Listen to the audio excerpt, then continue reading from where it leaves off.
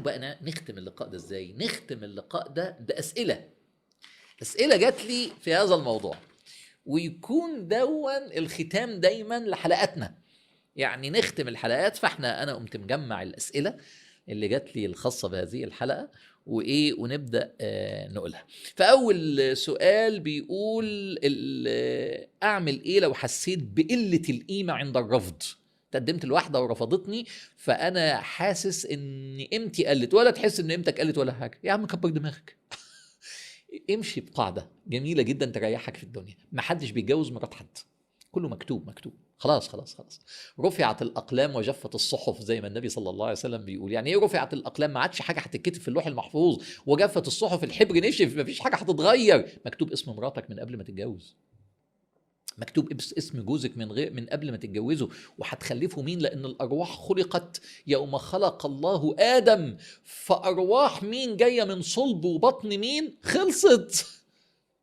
عشان كده لو اترفضت تزعلش قوي.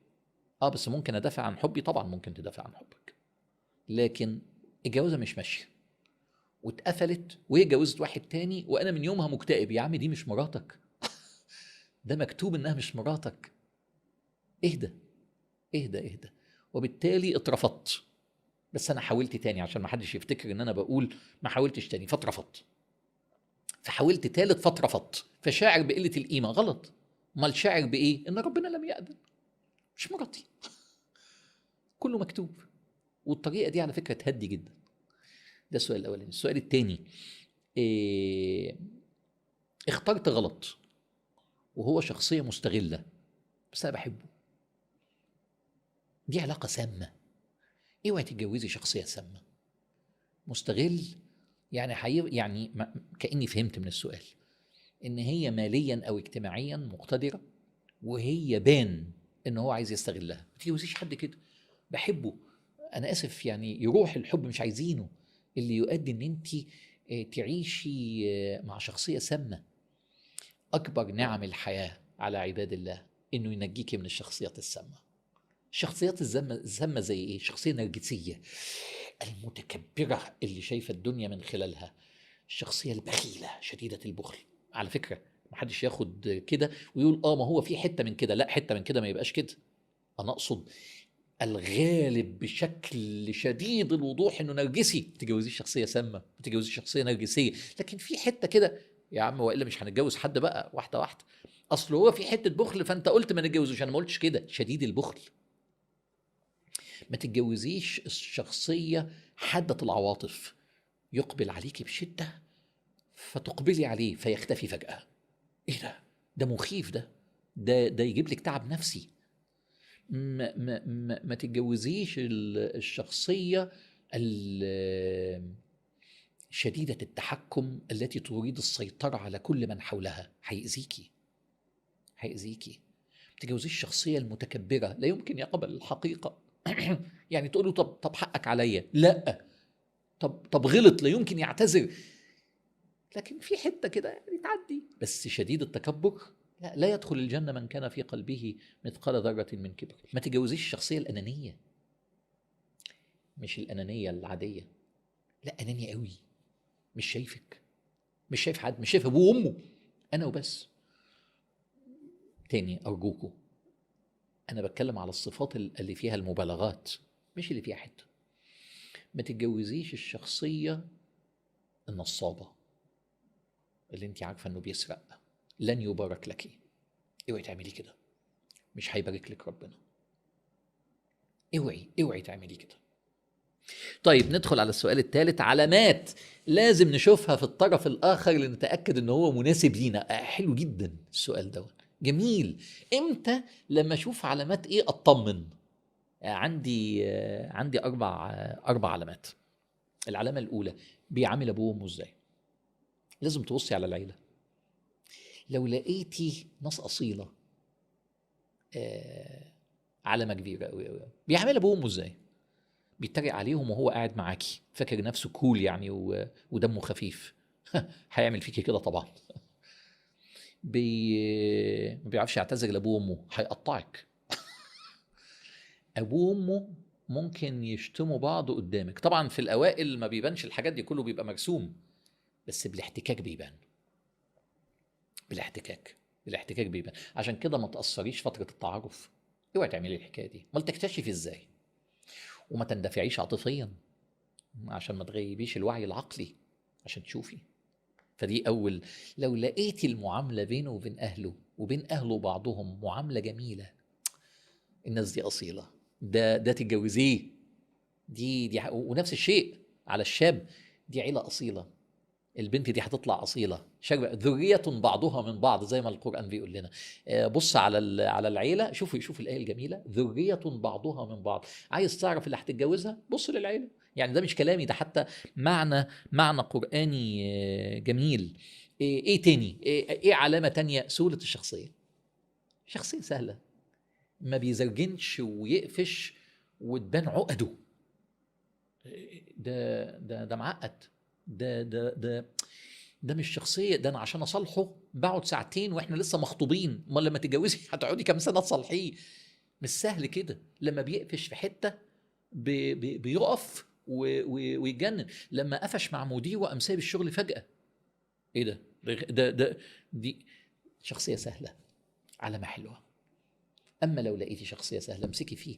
من اجمل صفات النبي صلى الله عليه وسلم الشخصيه الجميله السهله. وهو صلى الله عليه وسلم يقول لك المؤمن هين لين سهل، وهما الثلاثه بنفس المعنى. لو لقيتي الهين اللين السهل، يا بختك يا بختك.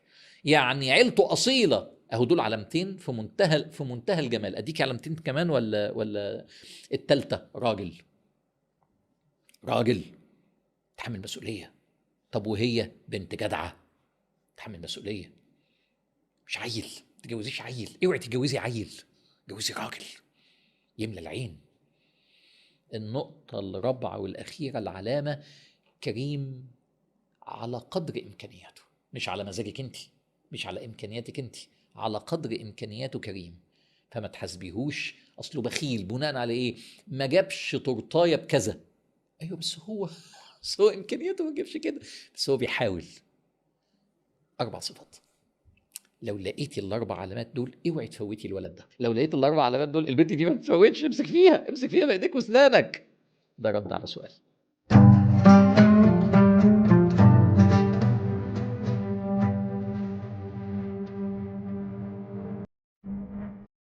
لاحظوا يا جماعة، احنا كل الأسئلة وكل لقاء النهاردة بتتكلم على ما قبل الزواج، على بدايات الزواج. احنا ما دخلناش في العلاقات الزوجية، احنا بنتكلم في المقدمات. عندي سؤال تاني. هي بتقول هو فيه عيب قاتل وغير كده ممتاز في كل حاجة، ماليا واجتماعيا ومعاملة رائع، ما عدا عيب واحد. ايه هو العيب الواحد؟ بيشرب مخدرات. بس هو وعدني انه هيبطل. اوعي تتجوزي واحد بيشرب مخدرات. طب ما يبطل الاول وبعدين يجيلك. يعني ليه تعملي كده؟ مش هو بيقول لك انا هبطل المخدرات وانت بتقولي ان كل حاجه فيه حلوه؟ تمام. يروح يبطل ويعدي 6 اشهر ويحلل، نتاكد ان هو فعلا لا يتعاطى مخدرات. ومش عيب ان احنا نطلب كده، لان انت مش هتربطي مستقبل ولادك بواحد بعد كده يبقى مدمن. لا، ما تعمليش كده. ليه تعملي في نفسك كده؟ وليه تعرضي نفسك لكده؟ ما اصل انا هصلحه، يتصلح وبعدين يجيلك. تصلح وبعدين تعالى. ليه اصل انا هقف جنبه؟ اقفي جنبه بعد الجواز. ليه تحملي نفسك ما لا تطيقي وانت مش هتبقي قد انك تشيلي شيله زي دي؟ ولا يمكن تكمل جوازه، ولا يمكن يكون مستقبل ولادك حلو. بتحكمي على ولادك ليه بمستقبل زي ده؟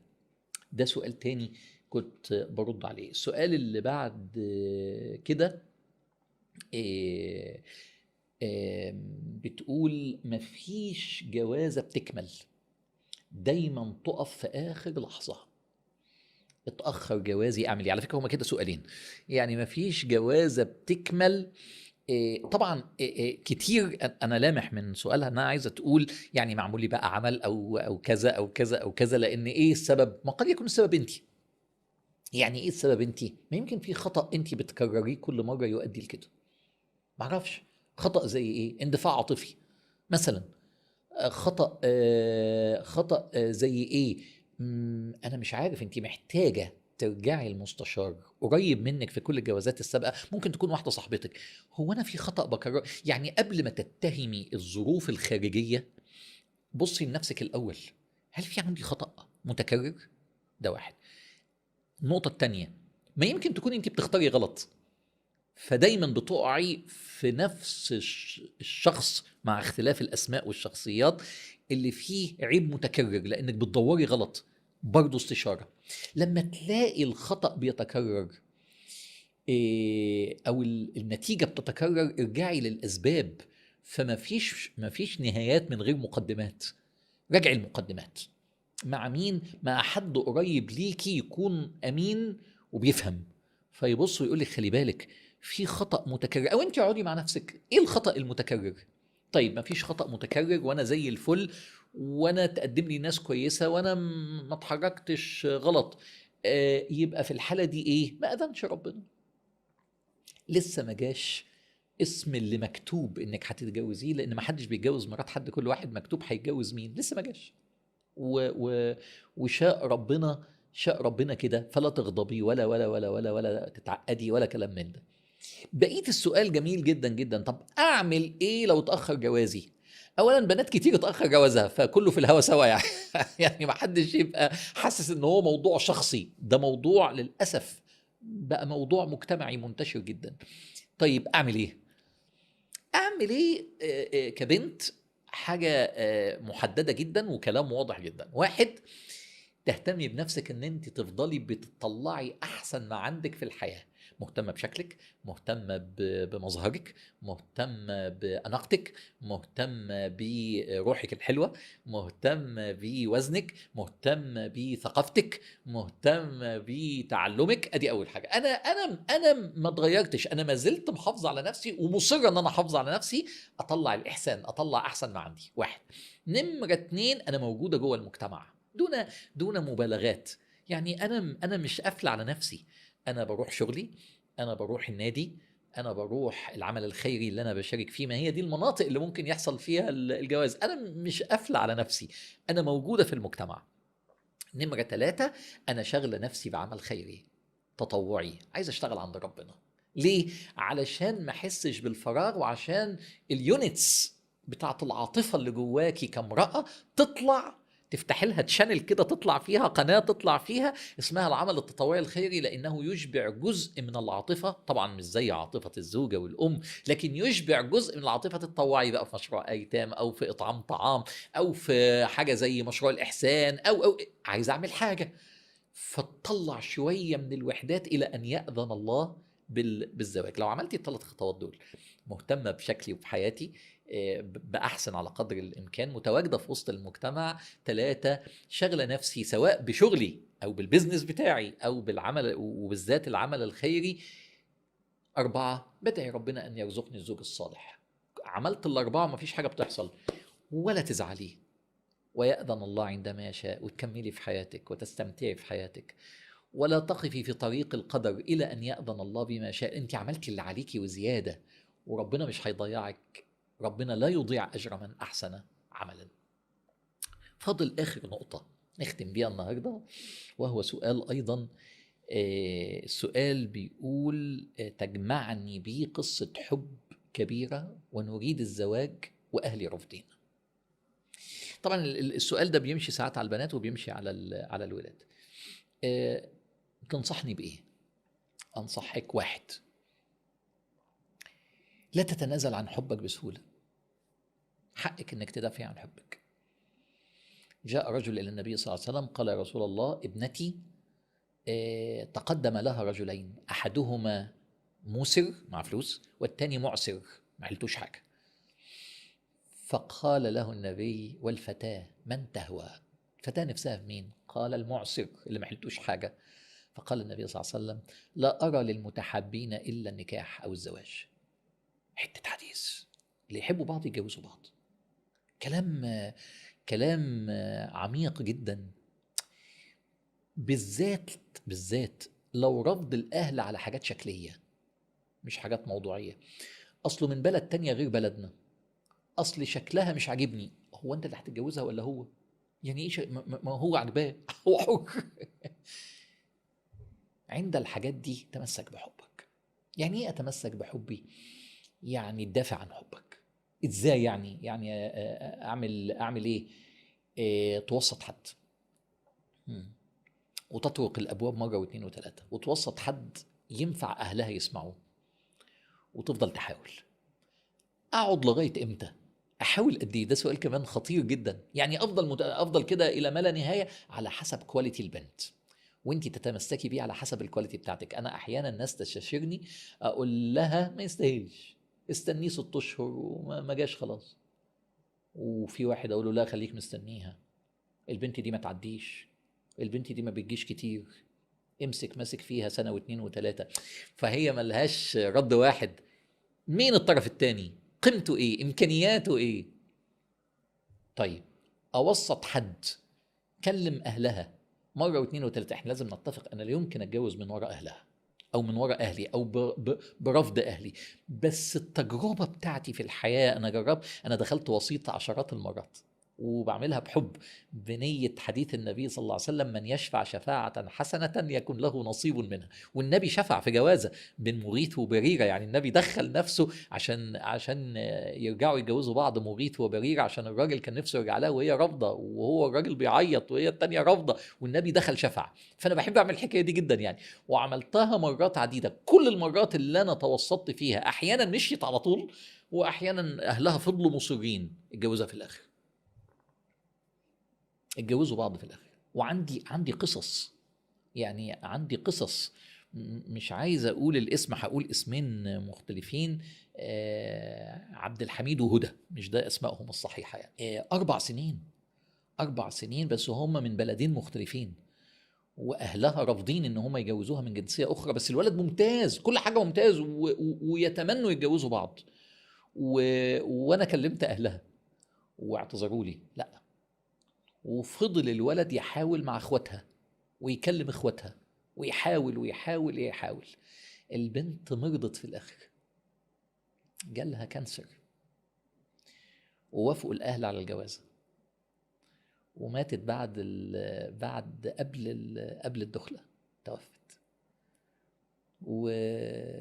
وقابلته، وقابلت اهلها، وكانت الكلمه الكبيره: يا ريتنا كنا وافقنا من بدري. قصه مؤثره لن انساها، وهو بيكلمني لغايه دلوقتي يسال عليا، ونفتكرها، ندعي لها. وما اتجوزش لغايه دلوقتي، ما قدرش. حاجه عجيبه. وشاء ربنا ان اليوم اللي قابل فيها اخوها الكبير علشان يتفقوا على الجواز، سبحان الله، المكان اللي اتقابلوا فيه كانوا قاعدين في لوبي في فندق، وانا كنت موجود يوميها في الفندق، وانا اللي كنت الوسيط زمان، بس بقى خلاص راح الموضوع. فاليوم اللي اتفقوا على الجواز كنت انا موجود. فقلت لهم دي آية من آيات ربنا، ده ربنا بعت لي رسالة. واتعرفت بقى على اخوها وجها لوجه. كل ده كنت بكلم اهلها بالتليفون عشان اتوسط في الجوازه، لما تيقنت ان الولد كويس وان السبب شكلي. ده كان لقاء النهارده. فاضل حته عشان اقولها في الاخر. ابنوا علاقتكم على ارضاء الله، ابنوا منطقه روحيه، هو ده اللي بيديم الحب. ليه؟ لانك وصلت بمصدر الحب، خالق المالك الملك. أي حب بين طرفين معرض للزوال إلا لو اتصل بالمصدر، والمصدر هو مالك الملك سبحانه وتعالى. حلو إن أنتوا تذكروا مع بعض، حلو إن أنتوا تدعوا مع بعض، حلو إن أنتوا تختموا القرآن مع بعض، حلو إن أنتوا تعملوا عمل خيري مع بعض، حلو إن أنتوا تشتغلوا عند ربنا مع بعض، حلو إن أنتوا تعملوا صدقات مع بعض، صدقات جارية، وتتصدقوا للناس. حلو قوي قوي قوي أن يكون المشترك الكبير بينكم الله، فيديم الحب. لأن أنتوا رحتوا للمصدر، يقول الله تبارك وتعالى: وأنه هو أضحك وأبكى. السعادة والحزن مش بشطارتك، بيد الله سبحانه وتعالى. فده كان لقاء النهاردة، وده كان أول بودكاست، وأتمنى أنه هو يكون كان مفيد. ولقائنا بعد أسبوعين، ولقاء جديد ومعنى جديد وأسئلة جديدة، وأشوفكم على خير، والسلام عليكم ورحمة الله وبركاته.